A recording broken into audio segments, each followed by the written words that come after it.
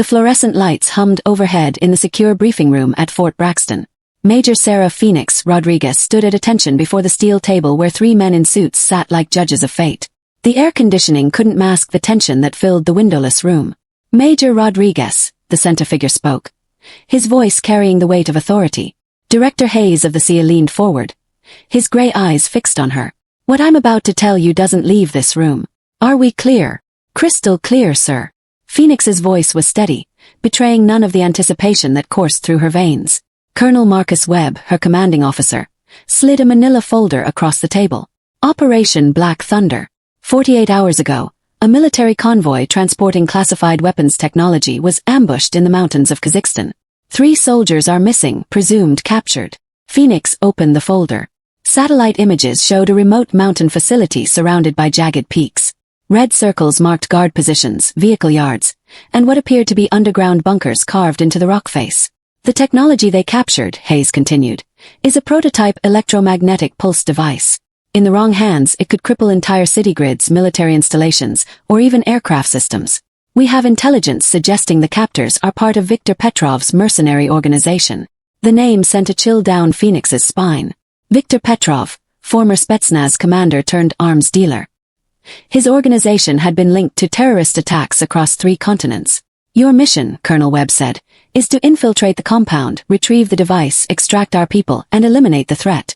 You'll be going in dark, no official support, no backup, no extraction team. Phoenix studied the tactical layout. The compound sat at 8,000 feet elevation, accessible only by a single mountain road or helicopter.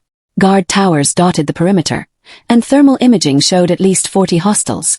Sir, with respect, this looks like a job for a full team. Why am I going in alone? Director Hayes exchanged glances with Webb. Because every team we've sent into Petrov's territory in the past year has either been killed or compromised. We need someone who can get in and out like a ghost. Your record in Afghanistan and Syria proves you're that person. Phoenix felt the familiar weight of responsibility settling on her shoulders. She thought of her team, good soldiers who'd followed her through hell and back. This time, she'd be walking into the fire alone. What about local support? Minimal.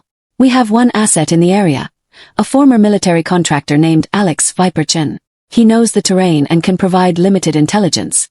Beyond that, you're on your own. Webb slid another file across the table. These are the 3 missing soldiers. Sergeant First Class Mike Rodriguez, no relation, Communications Specialist Lisa Park, and Private First Class David Kumar. All highly trained, all valuable to enemy intelligence gathering. Phoenix memorized their faces. Young, determined, trusting their country to bring them home. She wouldn't let them down. Timeline, she asked.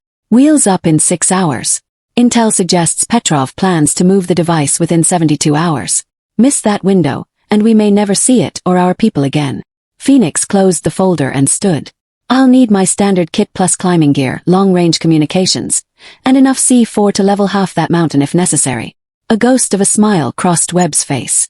Already waiting in the armory. Phoenix. This one's personal for all of us. Bring our people home. Yes, sir. Always do. As she turned to leave, Hayes called out one final warning. Major, Viktor Petrov isn't just another arms dealer. He's a predator who enjoys the hunt. Don't give him the satisfaction of catching you. Phoenix paused at the door. Sir, with respect, I'm not prey. I'm the predator. The Black Hawk helicopter swept low over the jagged peaks of the Hindu Kush, its rotors chopping through thin mountain air. Phoenix checked her gear one final time as the pilot's voice crackled through her headset. LZ coming up in 2 minutes, Major. Weather's turning bad. You'll have maybe 6 hours before the storm hits. Through the night vision goggles, Phoenix could see the landing zone, a narrow plateau 3 kilometers from the target compound. The pilot was right about the weather. Dark clouds were building on the horizon, pregnant with snow that would make extraction nearly impossible. Roger that. Set me down and get out of here. The helicopter touched down in a whirlwind of dust and debris. Phoenix grabbed her pack and assault rifle, gave the pilot a thumbs up, and sprinted clear. Within seconds, the Black Hawk was lifting off, its running lights disappearing into the darkness. Silence settled over the mountains like a heavy blanket. Phoenix activated her GPS and checked her position. 3 clicks to the rendezvous point where she would meet Viper, then another 2 to the compound. She had 12 hours to complete the mission before the weather window closed completely. She moved through the darkness with practiced stealth, her boots finding purchase on the rocky terrain. The altitude made her breathing shallow, but months of conditioning had prepared her for this. Every shadow could hide an enemy scout, every sound could betray her position. 2 hours later, she reached the rendezvous point, a cluster of ancient stone ruins that had once been a Buddhist monastery. Her thermal scope detected movement inside the largest structure. "Viper," she called softly. A figure emerged from the shadows, Asian, mid-30s, wearing tactical gear that had seen better days. His eyes were sharp and alert, constantly scanning their surroundings. "Phoenix, I presume." "Alex Chen, but everyone calls me Viper." His handshake was firm, confident. "Been watching Petrov's operation for 3 days. It's worse than your intel suggested."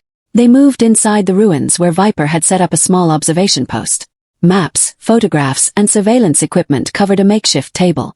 "Talk to me," Phoenix said, studying his reconnaissance photos. 68 hostiles, not 40. Petrov brought in reinforcements yesterday. "They're expecting trouble." Viper pointed to various positions on the compound layout.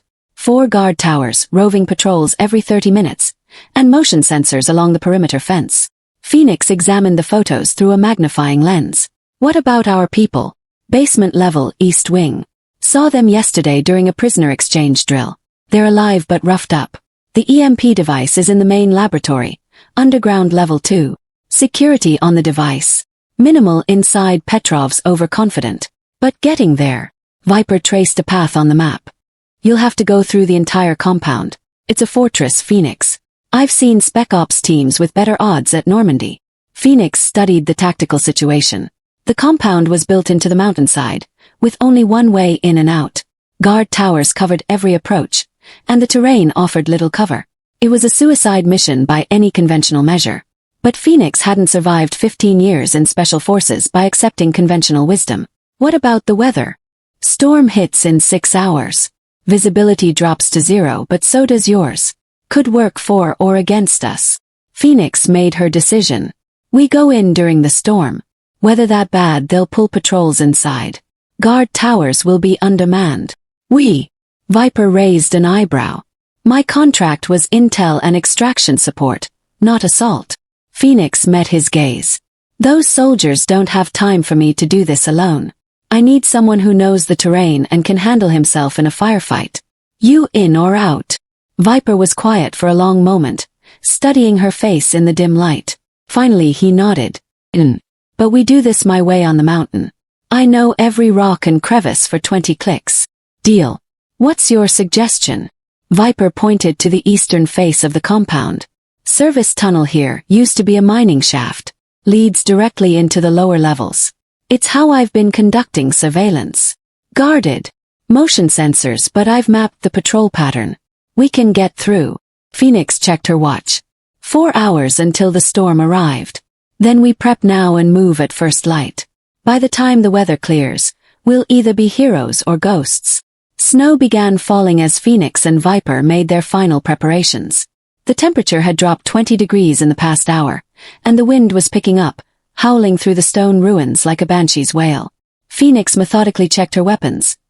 M4A1 carbine with suppressor, Sig Sauer P320 sidearm, combat knife, and enough ammunition for a small war.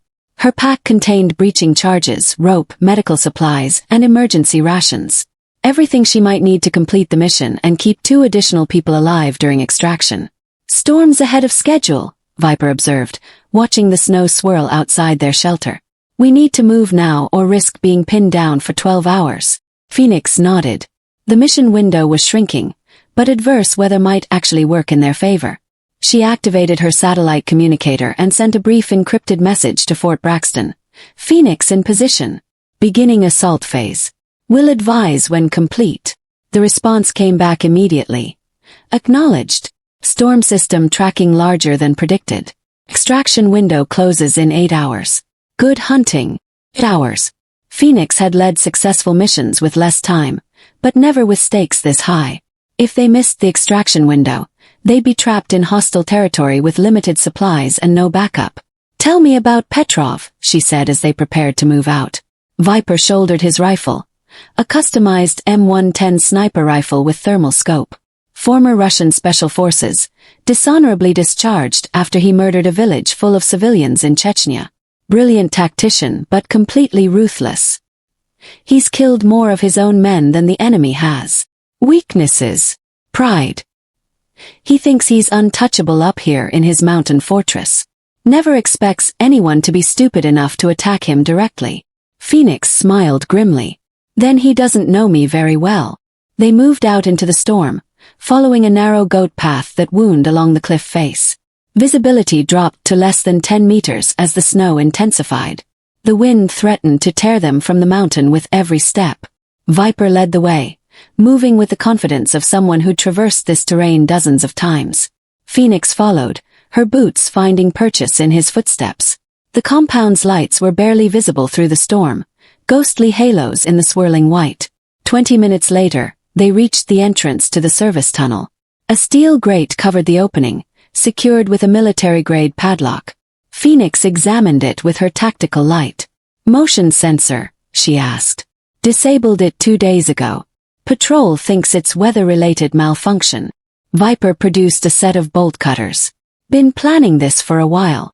The padlock snapped with a satisfying click. They slipped inside the tunnel, pulling the grate closed behind them. The sudden absence of wind was almost deafening. The tunnel stretched ahead into darkness, carved directly from the mountain rock. Water dripped from the ceiling, and the air smelled of dampness and decay. Their tactical lights revealed rusted mining equipment and abandoned support beams. How far? Phoenix whispered. 200 meters to the compound basement. Then it gets interesting. They moved in silence, weapons ready. The tunnel gradually sloped upward, and soon they could hear sounds from above. Machinery humming, boots on concrete, muffled voices speaking in Russian. At the tunnel's end, Viper pointed to a maintenance hatch in the ceiling. That opens into a storage room adjacent to the detention cells. From there, it's 50 meters to the lab where they're keeping the device. Phoenix checked her watch. They'd been inside for 30 minutes. The storm would provide cover for maybe 2 more hours before patrols resumed normal patterns. Prisoners first, she decided. Can't risk leaving them if we trigger alarms going after the device. Viper nodded. Smart. If Petrov realizes we're here, he'll execute them immediately. Phoenix drew her sidearm and screwed on the suppressor. Then we make sure he doesn't realize anything until it's too late. She reached for the hatch handle, paused, and looked at Viper. Once we open this, there's no going back. You sure you're ready for this? Viper's smile was predatory. Phoenix, I've been ready to kill Viktor Petrov for 3 years. Today just happens to be the day. The maintenance hatch opened silently into a storage room filled with military supplies and ammunition crates. Phoenix dropped down first, landing in a combat crouch with her weapon raised. The room was empty, but voices echoed from the corridor beyond.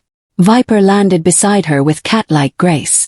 They moved to the door, where Phoenix used a fiber optic camera to scout the hallway. 2 guards stood outside a heavy metal door marked with Cyrillic text, undoubtedly the detention area. Both guards were armed with AK-74 assault rifles, body armor and communication headsets. Professional soldiers, not amateur militia. This would require precision. Phoenix signaled to Viper.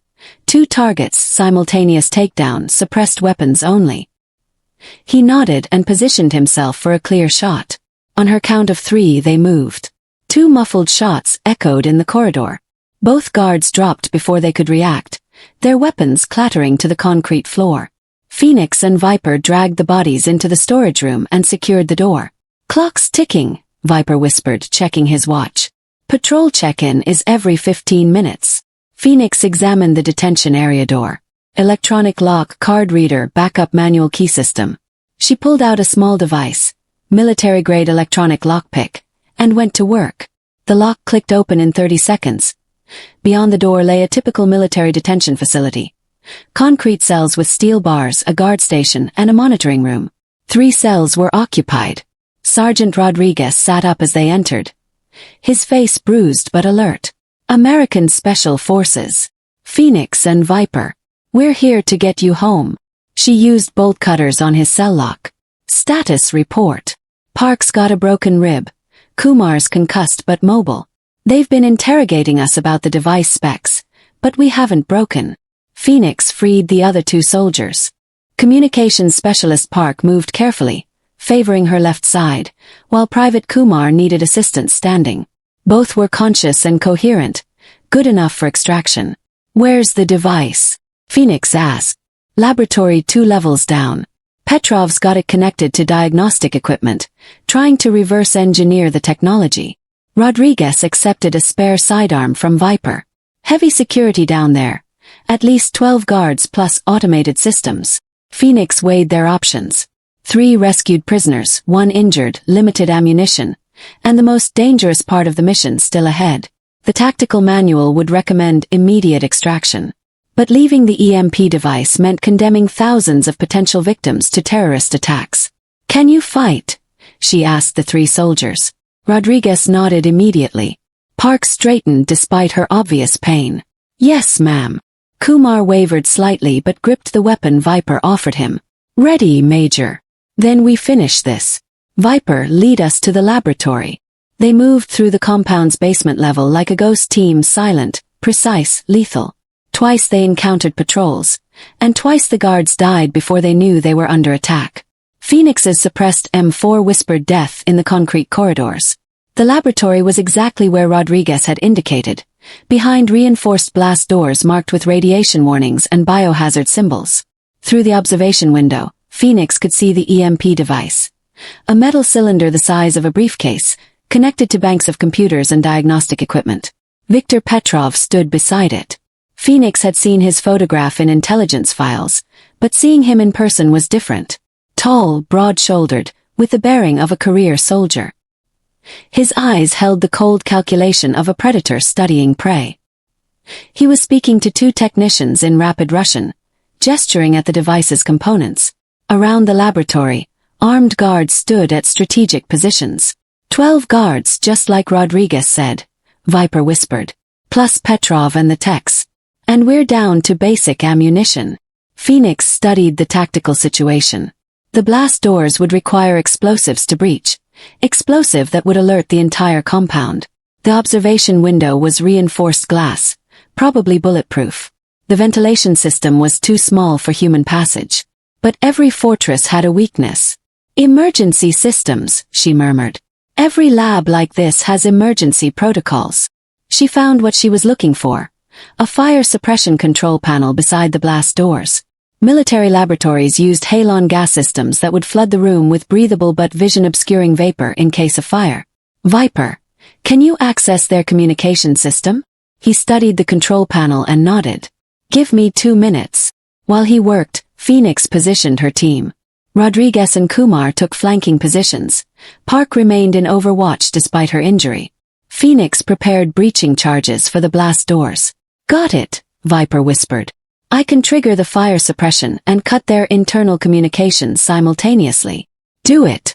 Alarm bells began ringing throughout the compound. The laboratory filled with thick white vapor as the halon system activated. Through the observation window, Phoenix could see guards stumbling blindly, their communications down, their visibility near zero. She detonated the breaching charges. The blast doors buckled and crashed inward with a thunderous roar that echoed through the mountain facility. Phoenix was through the breach before the smoke cleared, her weapon up and tracking targets through the halon fog that filled the laboratory. Muzzle flashes erupted from multiple positions as Petrov's guards fired blindly into the white vapor. Phoenix moved like a wraith, using the fog for concealment, her night vision giving her a deadly advantage. Her M4 coughed twice, 2 guards down. Rodriguez flanked left, his borrowed sidearm barking steadily. Park provided suppressing fire from the doorway despite her injuries, her shots precise and measured. Kumar, fighting through his concussion, covered their retreat route. But Viper was the revelation. His sniper rifle cracked repeatedly from an elevated position he'd somehow reached, each shot finding its mark with surgical precision. Within 60 seconds, half of Petrov's guards were down. "Phoenix!" Viper's voice crackled through their comm system. "Petrov's moving the device. Southeast corner." Through the dissipating fog, Phoenix saw him, the Russian mercenary leader dragging the EMP device toward what appeared to be a hidden passage. Even in retreat, he moved with military precision, using fallen equipment for cover. Phoenix broke from concealment, sprinting across the laboratory floor. Bullets whined past her head as the remaining guards concentrated fire on her position.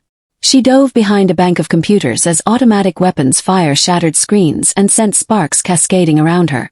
Viper! I need covering fire. On it! The sniper rifle's deep voice answered from above, and suddenly the incoming fire slackened. Phoenix rolled from cover and continued her pursuit of Petrov. The hidden passage led to an elevator shaft, emergency evacuation route, probably connected to multiple levels of the compound. Petrov was already inside the elevator car. The EMP device clutched against his chest like a malevolent child.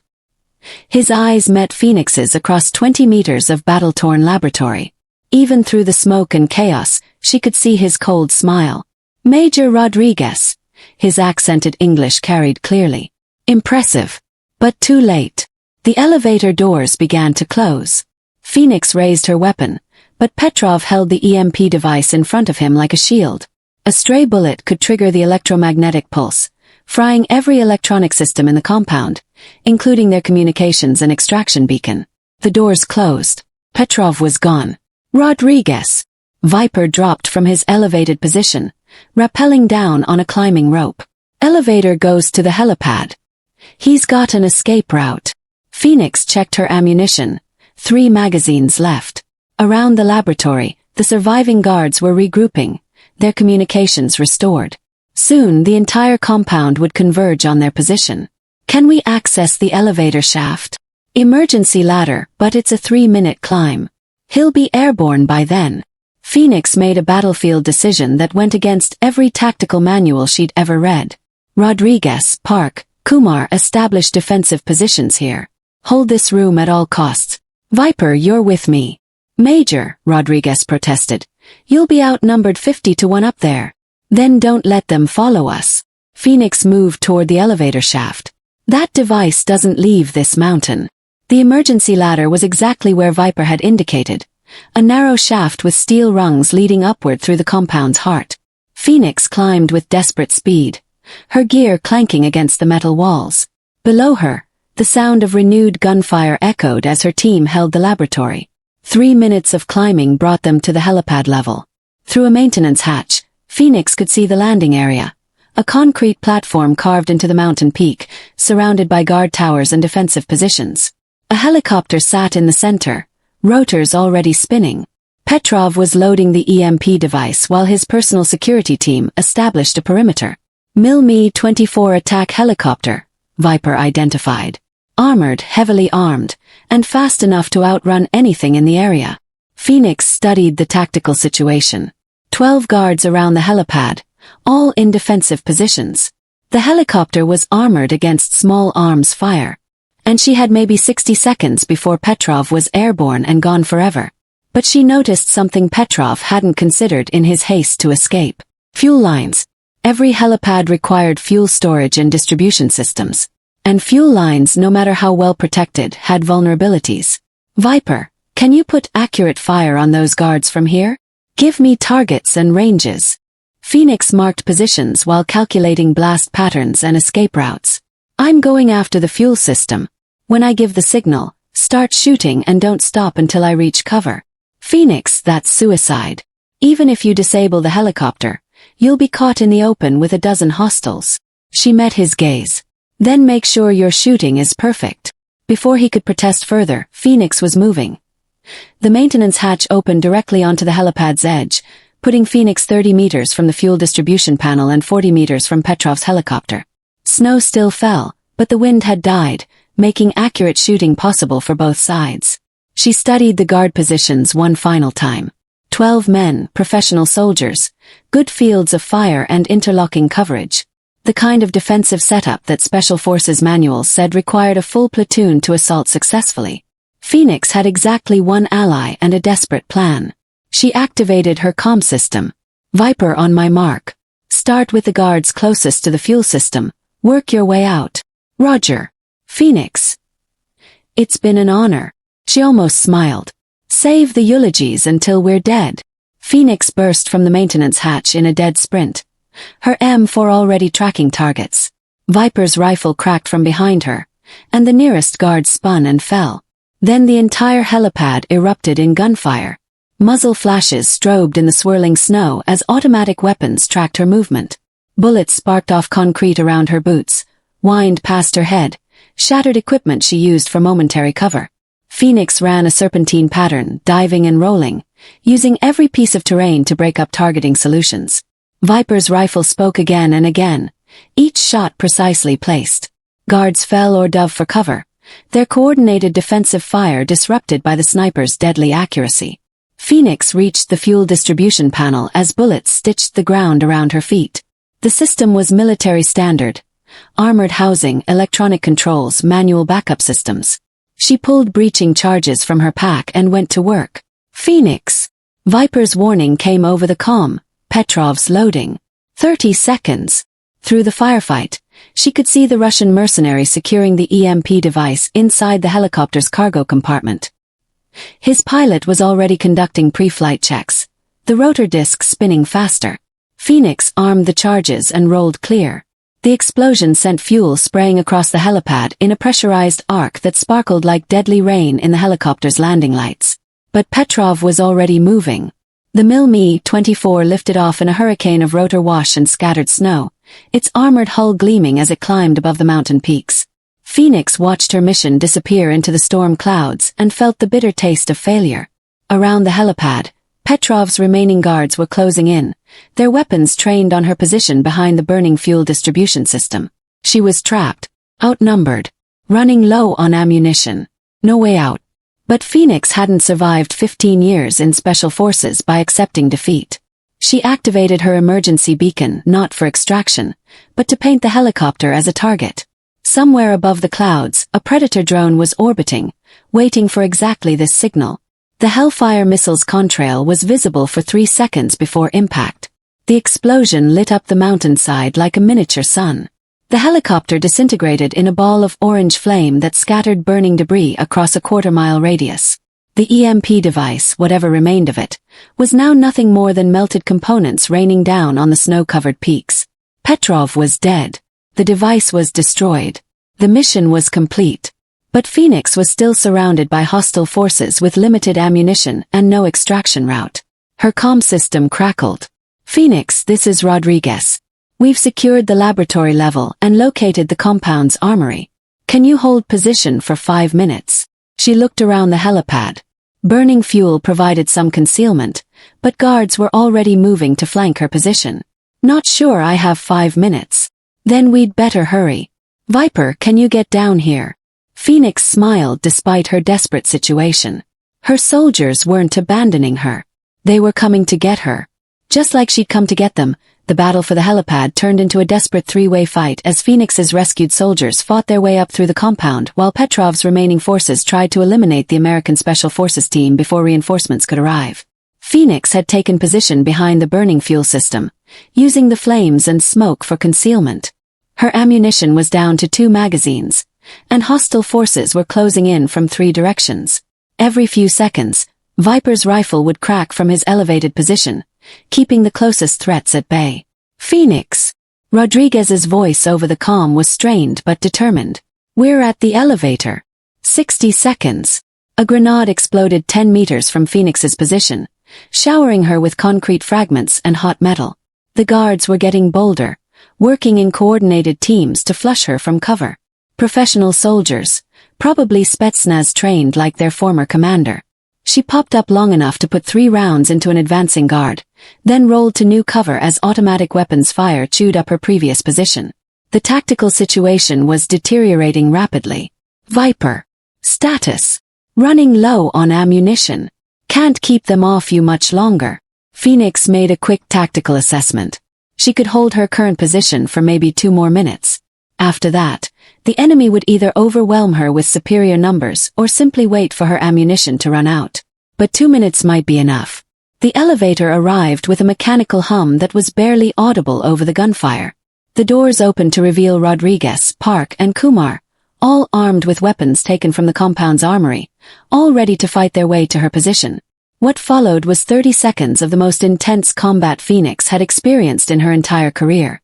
Rodriguez led the charge with a light machine gun, laying down suppressing fire that forced the guards to take cover. Park, despite her broken rib, moved with the precision of a trained communications specialist turned warrior. Her captured A-74 barking steadily as she flanked left. Kumar, fighting through his concussion, demonstrated why he'd been selected for Special Forces training. He moved like a ghost through the smoke and flames, appearing behind enemy positions with deadly effect. Viper was a force of nature. His sniper rifle had become a precision instrument of destruction, each shot eliminating threats with surgical accuracy. Guard after guard fell to his deadly marksmanship. Phoenix seized the momentum. She broke from cover and advanced on the enemy positions, her M4 spitting fire as she moved. The psychological impact of the American assault was devastating. Guards who had been confidently closing in suddenly found themselves outflanked and outfought. The battle lasted less than 5 minutes. When the shooting stopped, the helipad was littered with bodies and burning equipment. Phoenix's team had suffered minor wounds but remained combat effective. More importantly, they were all alive. Status report, Phoenix called out as they consolidated their position. Compound secured, Rodriguez reported. Swept all levels, eliminated remaining hostiles. Found their communication center and destroyed it. No one's calling for backup. Extraction. Phoenix checked her watch. The storm was beginning to clear, which meant their extraction window was opening. Viper pointed to the burning helicopter wreckage.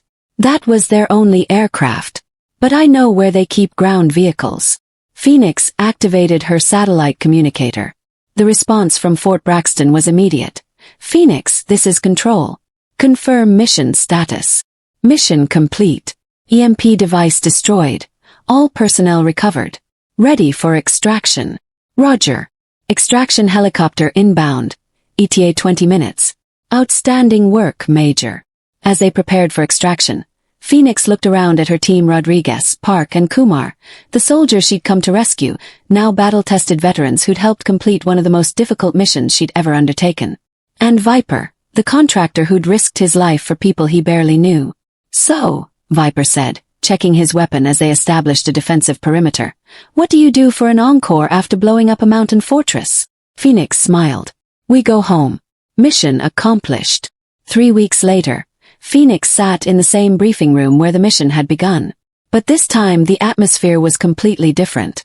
Director Hayes wore the satisfied expression of a man whose worst nightmares had been prevented. Colonel Webb looked like he'd aged 5 years in 3 weeks but couldn't stop smiling. The after-action report is impressive reading, Hayes said, sliding a folder across the table. Compound destroyed, terrorist cell eliminated, technology secured, all personnel recovered. The kind of mission that intelligence analysts will study for decades. Phoenix glanced through the report but didn't really read it. She'd lived every moment. The fear, the violence, the split-second decisions that meant the difference between life and death. Reports could never capture the reality of combat. Casualties, she asked.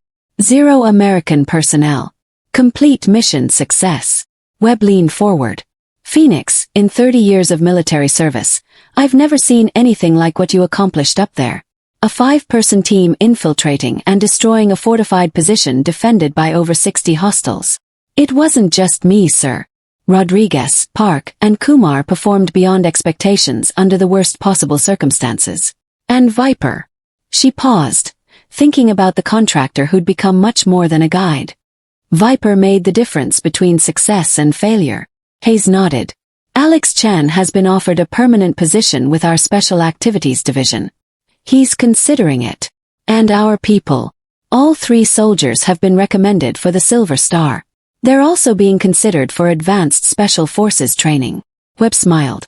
Seems like combat has a way of revealing true character. Phoenix stood to leave, but Hayes called her back. One more thing, Major. Your actions prevented what could have been one of the worst terrorist attacks in history. That EMP device in the wrong hands. He shook his head. You saved thousands of lives. Just doing my job, sir. No, Webb corrected. You were doing something much more than that. You were proving that sometimes, when everything looks impossible, the right person in the right place can change everything. As Phoenix walked out of the briefing room, she thought about the mountains of Kazakhstan, the storm that had covered their assault, the moment when Viktor Petrov's helicopter had exploded above the peaks. Every mission taught lessons, but this one had taught her something fundamental about leadership, sacrifice, and the bonds forged in combat. Her phone buzzed with a text message from Rodriguez. Team meeting tonight. Vipers buying the first round. Phoenix smiled. Some missions ended with medals and reports. The best ones ended with friends and the knowledge that when everything had been on the line, good people had stood together against the darkness. Outside Fort Braxton, the sun was setting behind the pine trees. Somewhere in the world, another crisis was brewing. Another impossible mission was being planned. Phoenix would be ready for it. She always was. After all, that's what special forces meant. When there's one mission and no way out, you find a way anyway. Because failure isn't an option when lives depend on success. And sometimes when the stakes are highest and the odds impossible, one person with the right training, the right mindset, and the right team can change the world. Mission complete.